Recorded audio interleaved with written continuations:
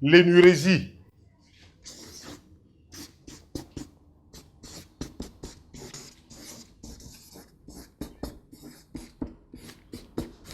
En d'autres termes, faire pipi au lit. C'est ça l'énurésie. C'est incontrôlé. L'enfant dort le matin, il se réveille, il fait pipi. À 1 an, c'est normal. À 2 ans, c'est normal. À 3 ans, c'est normal. À 4 ans, c'est la limite. 5 ans, c'est le plus normal. Et il faut que les parents regardent l'enfant avec beaucoup de finesse, avec beaucoup de tact. Parce que là, c'est un conflit. Hein? C'est un conflit. Il y a des problèmes entre l'enfant et ses parents. Voilà. C'est un peu l'histoire, comme dirait mon professeur de philosophie, l'histoire du termite adolescent lorsqu'il atteint le 3e stade de sa maturité. Donc, quand l'enfant grandit, il y a des choses qu'il perçoit.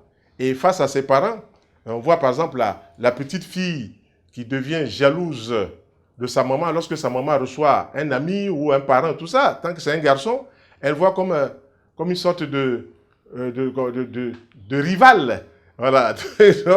Et donc, les urinations qui vont venir peuvent être constituées, après 5 ans, peuvent être constituées des blocages, des problèmes d'ordre psychologique, des conflits que l'enfant, il faut parler avec l'enfant, mais surtout, il faut apporter des solutions idoines. Première solution idoine, en Côte d'Ivoire ici, l'écorce du manguier. L'écorce du manguier.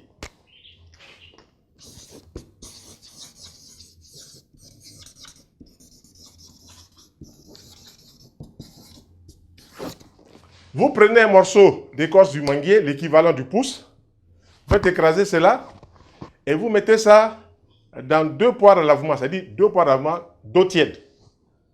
La première, vous la faites le matin, la deuxième, vous la faites le soir.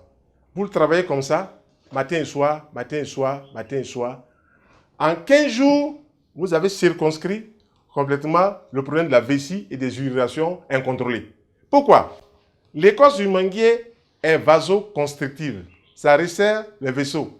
Donc forcément, ça va bien agir sur le sphincter de la vessie et celui-ci ne va plus relâcher de manière inconsidérée le pipi. Voilà, ça c'est la première approche. Deuxième approche.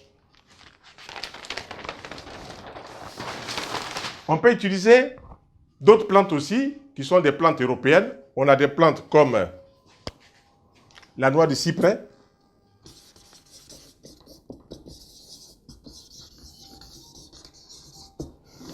C'est une plante aussi qui agit non seulement sur le sphincter de la vessie, mais qui agit aussi bien sur l'urination, sur les veines aussi du rectum par exemple. Donc, première plante, noix de cyprès. Deuxième plante, ortie, racine.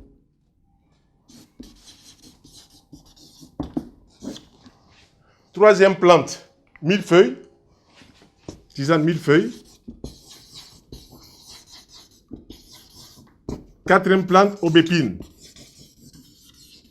Si on a toutes ces plantes, qu'est-ce qu'on fait? On peut dire on les écrase ou s'ils sont coupés en vrac, on récupère de ce mélange une petite cuillère qu'on va mettre dans un verre d'eau chaude.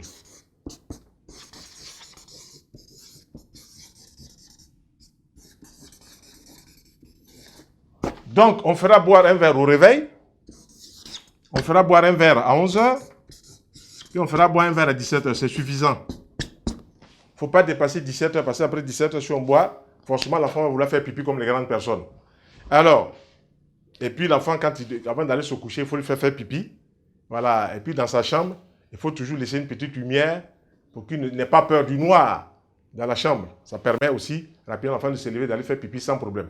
Si ces 4 plantes, 1, 2, 3, 4 plantes sont mélangées et consommées, réveil 11h-17h, avec un bon programme alimentaire où on introduit toujours des fruits au petit déjeuner, pas forcément tous les jours, on introduit des légumes sous forme de jus, et puis un aliment cuit, on a assuré, en très peu de temps, 2 semaines, 3 semaines, 1 mois, serré, et puis les choses rentrent dans l'ordre. Ça, c'est ce que nous, on a observé pour ceux qui ont bien voulu nous demander si on peut les aider.